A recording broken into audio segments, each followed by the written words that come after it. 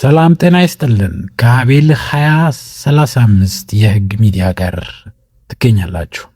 ዛሬ በጣም ወሳኝና የብዙ ሰራተኞች እንዲሁም የአሰሪዎችን ህይወት የሚነካ ርዕስ ይዘን መጥተናል። በስራ ላይ የሚደርስ አደጋ።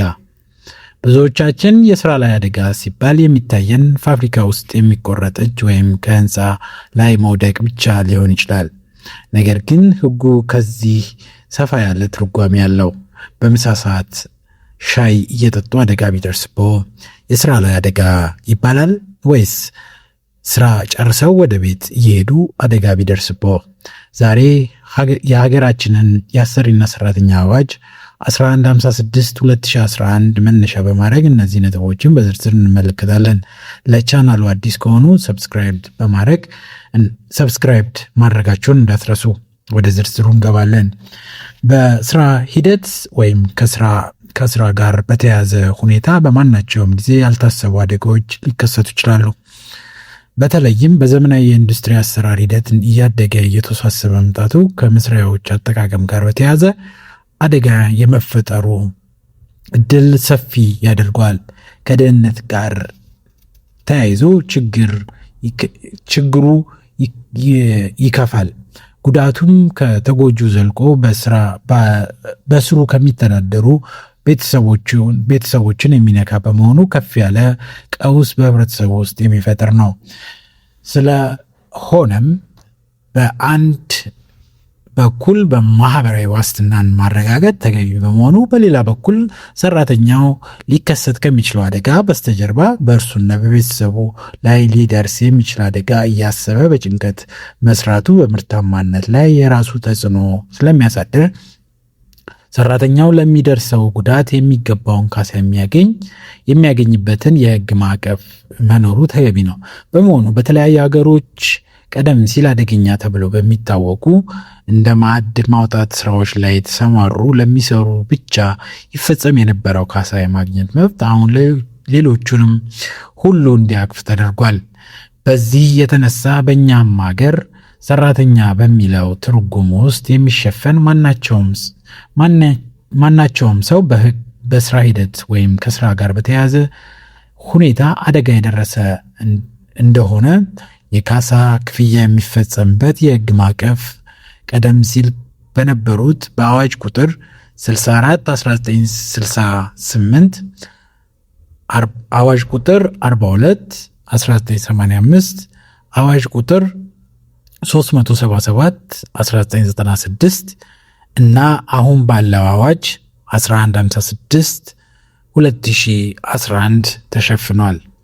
በአሁኑ በስራ ላይ ባለው አዋጅ ቁጥር 1156/2011 አንቀጽ 95 ንዑስ አንቀጽ 2 ላይ እንደተገለጸው በስራ ምክንያት የሚመጡ ጉዳቶች በሚል ርዕስ ስር ሁለት መሰረታዊ ሀሳቦች አካቶ ይገኛል። እኒህም በስራ ላይ የሚደርሱ ጉዳቶች እና በስራ ምክንያት የሚመጡ በሽታዎች ናቸው። በየትኛው ጉዳይ ቢሆን ሰራተኛ የደረሰበት ጉዳት ከስራው ጋር የተያያዘ መሆን አለበት። ከስራው ጋር የተያያዘ የመሆን አለመሆኑ ነገር ተጎጂው ሰራተኛ ካሳ ለማስገኘትም ሆነ ለመንሳት ወሳኝ የሆነ የማረጋገጥ ጉዳይ ነው። ስለሆነም አሰሪው ኃላፊ ቢሆንም የአሰሪው ኃላፊነት የሚገባውን በስራ ምክንያት የሚመጣ አደጋና በሽታ መለየት ተገቢ ነገር ነው። ይህንን ስንል የአሰሪው የኃላፊነት አድማስ ምን ድረስ ነው ማለታችን ነው። የምንጠይቀው ያህል አፋጣኝና ቀጥተኛ መልስ ማግኘት ቀላል አይሆንም። በስራ ሂደት ለተለያዩ አሰራሮችን መፍጠር ምክንያት በማድረግ የአፈጻጸም ወጥነት እንዳይኖር ያደርገዋል። ስለሆነም በስራ ምክንያት የሚመጡ አደጋዎች እና በሽታዎች የተሻለ ለመረዳት እንደየቅደም ተከተላቸው የምንመለከት ይሆናል። በዛሬው ዕለት ትኩረት አድርገን የምናየው በስራ ምክንያት የሚመጡ አደጋዎች ነው። በስራ ላይ የሚደርስ አደጋ የሚለው ሐረግ በአዋጅ ቁጥር 1156/2011 አንቀጽ 97 እንደተገለጸው ማንኛውም ሰራተኛ ስራውን በማከናወን ላይ ሳለ ወይም ከስራው ጋር ግንኙነት ባለው ሁኔታ ከራሱ ውጪ በሆነ ምክንያት ወይም ስራውን ለማከናወን ባደረገው ጥረት ምክንያት በአካሉ ላይ በድንገት የደረሰ ጉዳት ማለት ነው። በዚህ ትርጓሜ አደጋው የደረሰው የሚለውን በተገቢ መልኩ ማየት ያስፈልጋል። ይህን ስንል ስራውን በመከናወን ላይ መሆኑ አንደኛው፣ ሁለተኛ ከስራው ጋር ግንኙነት ባለው ሁኔታ ከራሱ ውጪ በሆነ ምክንያት ወይም ስራውን ለማከናወን በሚደረግ ጥረት ውስጥ መሆናቸው ናቸው። የስራ ላይ አደጋ የሚባለው እና ካሳ ሽፋን የሚሰጠው እነኚህ ሁኔታ ሲሟሉ ነው። ለበለጠ መረዳት እያንዳንዱን ነጥብ በተናጠል ማየት አስፈላጊ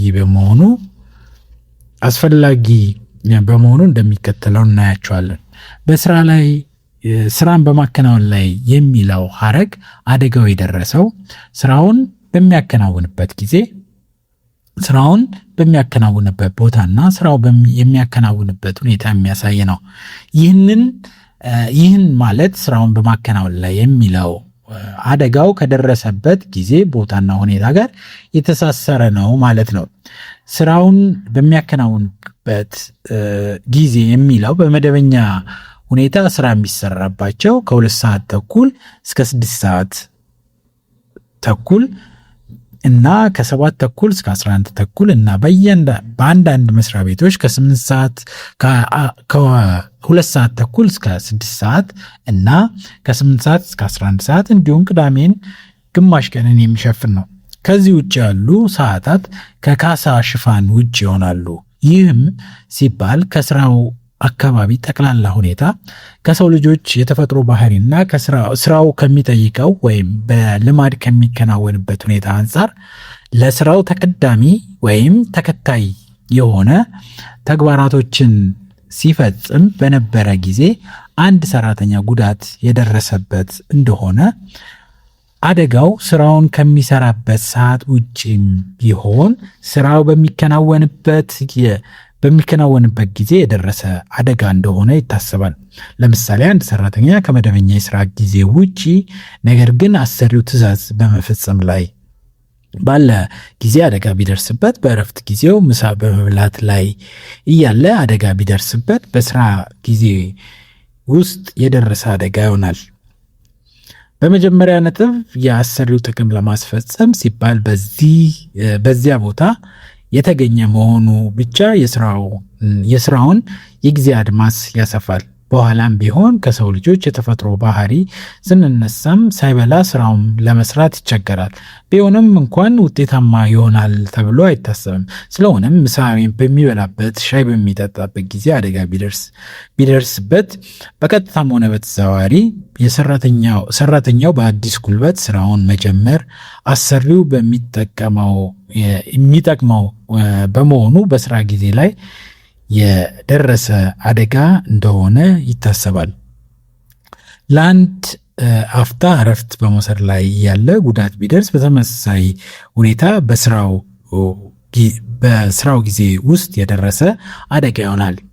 እንዲሁም እንዲህ ያሉ አጋጣሚዎች ከካሳ ሽፋን ውጪ መደረግ የመደበኛ የህይወት አኗኗር ትርጉም ማሳጣት ይሆናል።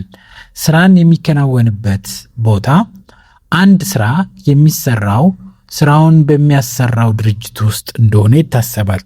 በዚህ ቦታ ላይ እያለ አንድ ሰራተኛ አደጋ ቢደርስበት በስራ ቦታ ላይ የደረሰ አደጋ መሆኑን አያጠያይቅም።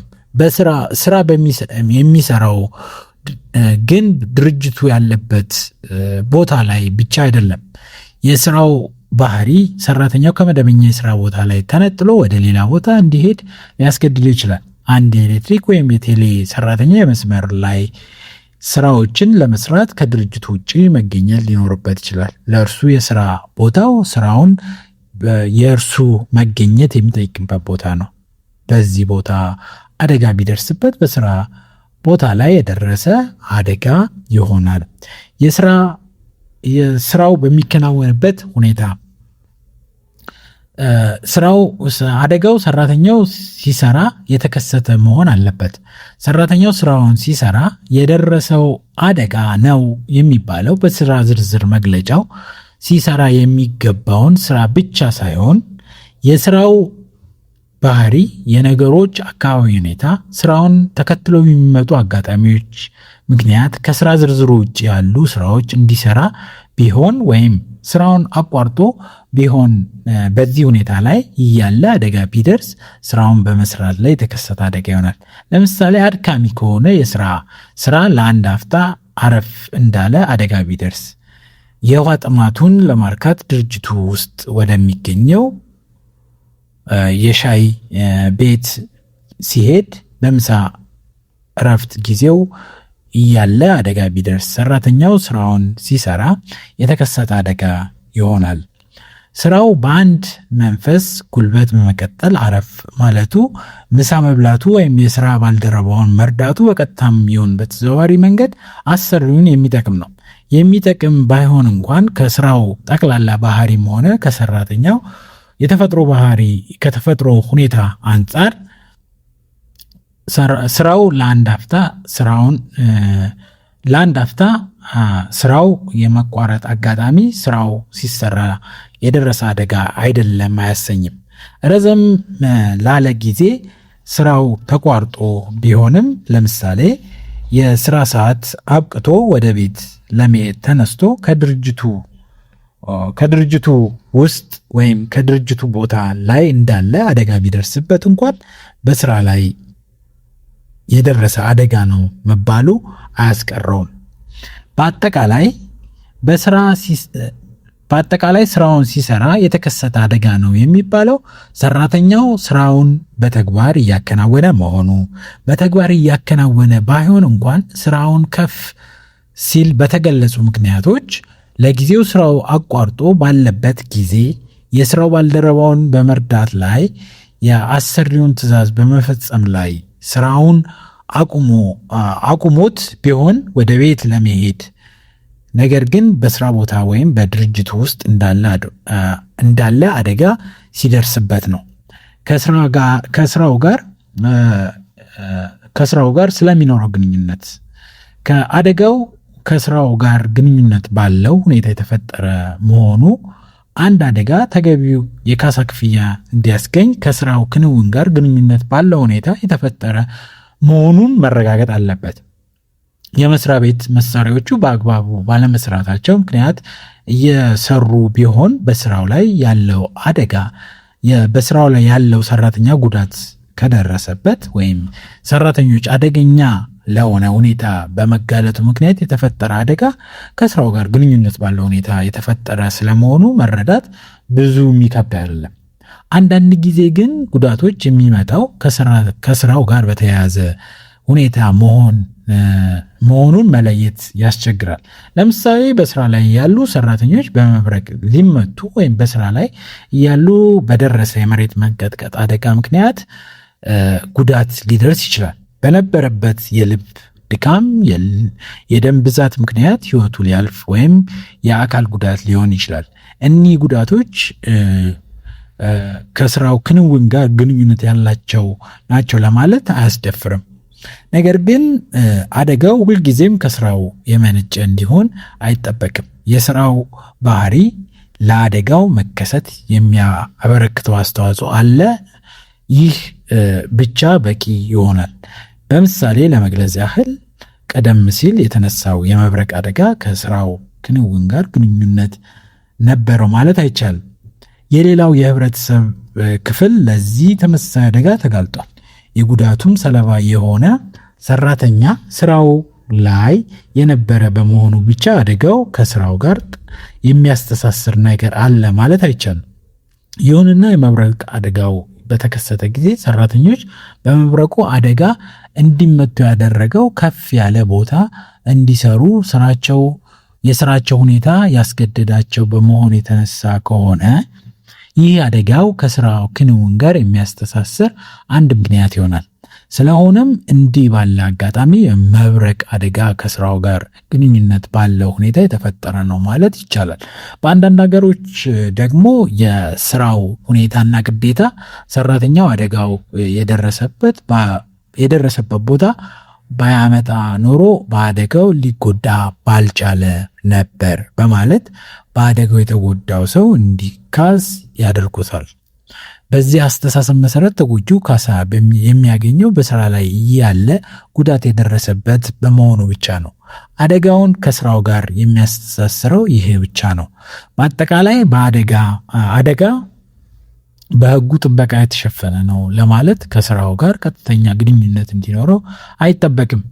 በአንድ አይነት ምክንያት ከስራው ባህሪ ጋር ትስስር ያለው በመሆኑ ከታወቀ ወይም የስራው ባህሪ ለአደጋ መከሰት እንኳን ባይሆን አደጋው ሲከሰት ለደረሰው ወይም ለሚደርሰው ጉዳት የራሱ አስተዋጽኦ ያለው የሚኖረው ከሆነ ከስራ ግንኙነት አለው ብሎ መደምደም ይቻላል።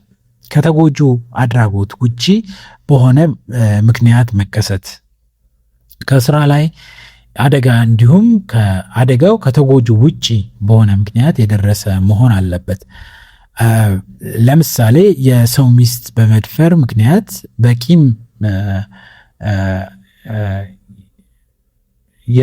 የሰው ሚስት በመድፈሩ ምክንያት በቂም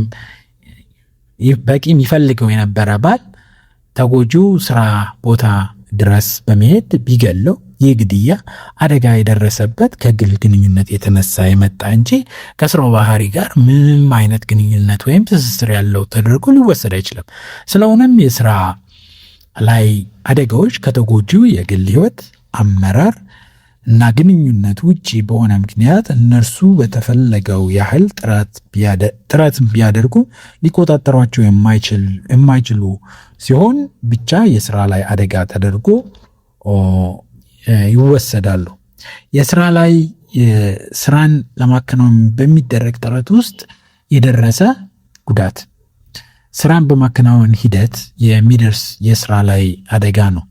አንድ ሰራተኛ ስራውን በመስራት ጥረት በማድረግ ላይ እያለ ጉዳት ቢደርስበት የስራ ላይ አደጋ ይሆናል።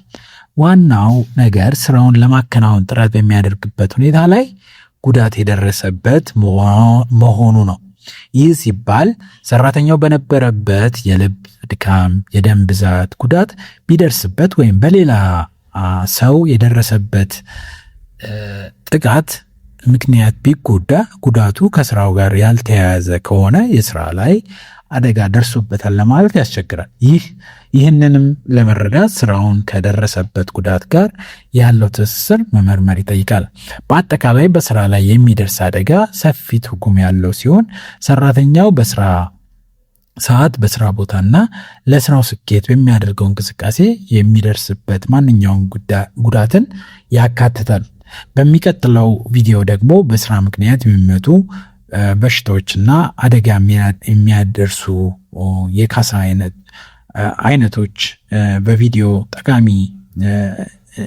በቪዲዮአችን እንድናዘጋጅ የምትፈልጉ ከሆነ ቪዲዮ ጠቃሚ ሆኖ ካገኛችሁት ላይክ፣ ሰብስክራይብ፣ ሼር ማድረጉን እንዳይረሱ። ሀሳብ አስተያየት ካለዎት ኮሜንት ላይ ሀሳቦትን ያስቀምጡ። ሕግን አለማወቅ ከተጠያቂነት አያድንም። አቤል 2035 የሕግ ሚዲያ ላይ እንገኛለን። ሕግን ለሁሉም